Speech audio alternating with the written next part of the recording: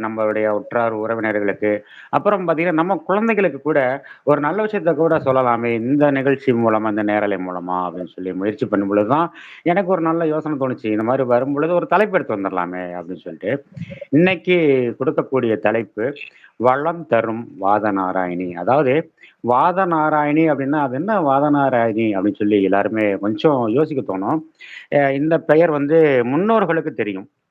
அதாவது நம்ம தான் பேச்சு வழக்குல சொல்லுவோம் இல்லையா? வாதனா மரம், வாதனா மரம்ன்ட்டு. ஆமா. பார்த்தா ஒரு புளிய மரம் போலவே இருக்கக்கூடிய மரம் அது. ம். அதுதான் வந்து எல்லா வாதங்களுக்கும் நிவாரணியா இருக்கிறதுனால, அத வாதநாராயணின்னு சொல்லிட்டு முன்னோர்கள் வந்து சொல்லியிருக்கிறாங்க. என்னடா இவரு நேரல்ல வந்தாரு. மக்கள் யோசிப்பாங்க. நம்ம கூட இருக்கிற நண்பர்களும் யோசிப்பாங்க. நேரல்ல வந்தாரு ஏதாவது பேசுவாருன்னு பார்த்தா, இவரு ஆதி காலத்துக்கு போயிட்டாரே! அப்படின்னு சொல்லிட்டு யோசிப்பாங்க. அதில பார்த்தீங்கன்னா, இன்னைக்கு நோய் நொடி நெறைய இன்னைக்கு வந்து சாப்பாடு வகையில வந்து எல்லாமே மாறி போயிடுச்சு இல்லையா? அப்ப நெறைய நம்ம உட்கொள்ளக்கூடிய உணவுகள்ல ஒரு நாளைக்கு 0.5 கிராம் வந்து பிளாஸ்டிக் உணவுகள நம்ம வந்து உட்கொள்றதா ஒரு ஆய்வு சொல்லியிருக்கு. அப்பா! காரணம் என்னன்னாக்கா, இன்னைக்கு எல்லாத்துலயுமே வந்து கலப்படம். கலப்படம். அப்புறம் பார்த்தீங்கன்னா, மறுசுழற்சி அப்படிங்கிற பேர்ல எல்லாமே இந்த கெமிக்கல்னு இப்ப சொல்லக்கூடிய ரசாயன பொருட்கள் கலக்காம இன்னைக்கு எந்த பொருளுமே வர்றதில்ல. ஆக, நம்மளுடைய உடம்புல எதிர்ப்பு சக்தி என்னைக்கு நமக்கு குறைஞ்சிருச்சோ, அன்னைக்கு நம்மகிட்ட நோய் எதிர்ப்பு சக்தி இல்லாம போயிடுச்சு. ஆக, நோய் எதிர்ப்பு சக்தி இல்லாம போனா என்னாச்சு?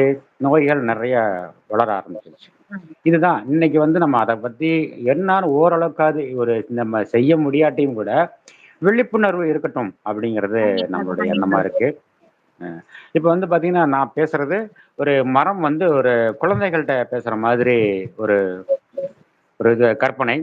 அந்த கற்பனையில குழந்தைகள்ட்ட வந்தும் அந்த வாதனா மரம் நம்மள்ட்ட நேரா பேசுது. நானும் அதுவாவே மாறிக்கிறேன் இப்போ.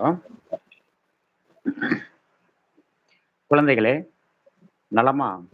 நான் தான் வாதநாராயண மரம் பேசுகிறேன்.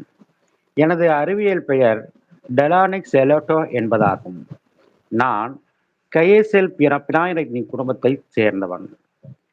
எனக்கு வாதராட்சி என்ற ஆதிநாராயணை, வாதரகு, தழுதாழை, வாதமடக்கு என்ற வேறு பெயர்களும் உண்டு. என்னை ஆங்கிலத்தில் டைகர் பீம், ஒயிட் ஹுல்ஹோமர் என்று அன்பா அழைப்பாங்க. நான் வெளிர் நிற மஞ்சள் நிறமான கட்டைகளை கொண்ட ஒரு மென்மையான மரமாவேன். இரு சிறகாக பிரிந்த சிற்றிலைகளை கொண்ட கூட்டிலைகளையும், உச்சியில் பெரிய வெள்ளை மஞ்சளான பூக்களையும், தட்டையான அரை அடி வரை நீண்ட காய்களையும் கொண்டிருப்பேன். வாதத்தை போக்கும் குணம் என்கிட்ட இருக்கிறதால, என்னை வாதநாராயண மரம் என ஆசையா அழைக்கிறாங்க. களித்து பூச்சொரியும் என் காட்சி, குழந்தைகளே உங்களுக்கு மயில் தோகை விரித்து கொண்டாடி ஆடிக்கொண்டிருப்பதை போன்றவே கண்கொள்ளா காட்சியாக இருக்கும். என்னுடைய வேர், இலை, பட்டை ஆகியவை மிகுந்த மருத்துவ பயன் கொண்டவை. என் இலைகள் பார்ப்பதற்கு புளியமர இலைகளைப் போலவே சிறியதாக இருக்கும். என் இலைகளை கால்நடைகள் விரும்பி உண்ணும். என் மரத்தில் பூக்கள் பூத்துக்கொண்டே இருக்கும். குழந்தைகளே, என் இலைகள் வாத நோய்க்கு நல்ல மருந்து. உங்க வீட்டுல யாருக்காவது வாத நோய் இருக்கா? கவலையே படாதீங்க. என்னுடைய இலையில நெய்யில வதக்கி உளுந்தம் பருப்பு, பூண்டு, இஞ்சி, கருவேப்பிலை, கொத்தமல்லி, மிளகாய், உப்பு, புளி சேர்த்து துவையல் செய்து வாரம் ஒரு முறை உணவுடன் சாப்பிட்டா போதும். வாத நோய் இருந்த இடம் தெரியாது. கருத்துக்கள் யாராவது படிக்கிற மாரி இருந்தா படிங்க. இல்ல, இல்ல. நீங்க பேசுங்க. பெருசா.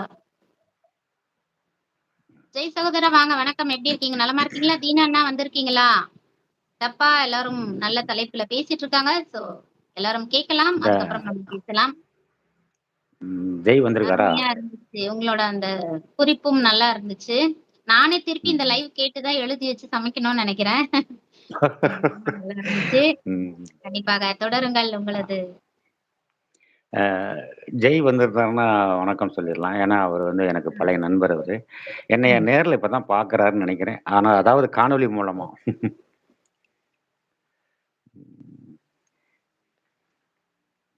மேலும் என் இலையுடன் சுக்கு, ஓமம், சீரகம் ஆகியவற்றை